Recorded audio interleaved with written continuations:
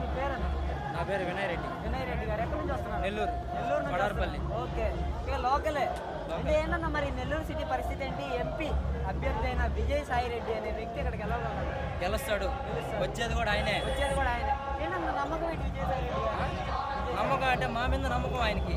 ఏమని అంత నమ్మకం? నమ్మకం అంతే. నాయకుడు, మా నాయకుడు ఆయన. ఈ నాయకుడు అంటే విజయసాయి రెడ్డి గారి వల్ల నెల్లూరు ప్రజలకు ఉపయోగాలు ఏంటంటారు? ఉపయోగం ఏం అవసరం లేదు, ఆయన ఉంటే చాలు మాకు. ఆయన ఉంటే చాలంటారు. అంటే విజయసాయి రెడ్డి గారు ఒక వ్యాపారవేత్త, అతను లెగిస్తే ఢిల్లీలో తాడేపల్లిలో ఉంటాడు, అతను నెల్లూరు ప్రజలకి ఏం చేస్తాడని టీడీపీ ప్రశ్నిస్తున్నారు కదా. ఆయన ఢిల్లీలో కాదు, అమెరికాలో కాదు, బాంబేలో ఉన్నా మాకు ఇబ్బంది లేదు, ఆయనే మాకు కావాలి. ఏంటి ఎందుకన్నా విజయసాయి రెడ్డి ఎందుకు ఆ పేరంటే అతనంటే ఎందుకంత అభిమానం అంటే ఆ నాయకుడు మాకు అభిమానం. ఆయన తర్వాత ఈయన జగన్. జగన్ తర్వాత ఉన్నారంటే ఇంకెవరన్నా? జగన్ తర్వాత విజయసాయి రెడ్డి. విజయసాయి రెడ్డి గారు ఏంటన్నా ప్రజల్లో ఇంత విశ్వసనీయత ఆయన ఎలా పొందారు?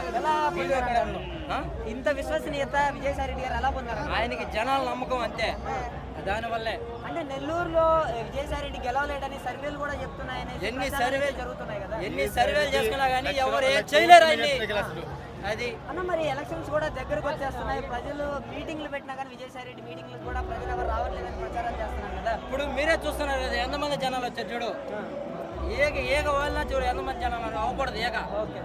ఫైనల్ గా విజయసాయి రెడ్డి గారికి ఎంత మెజార్టీ రావచ్చు? అది 3 లక్షల కోట్లు. 3 లక్షల కోట్లు.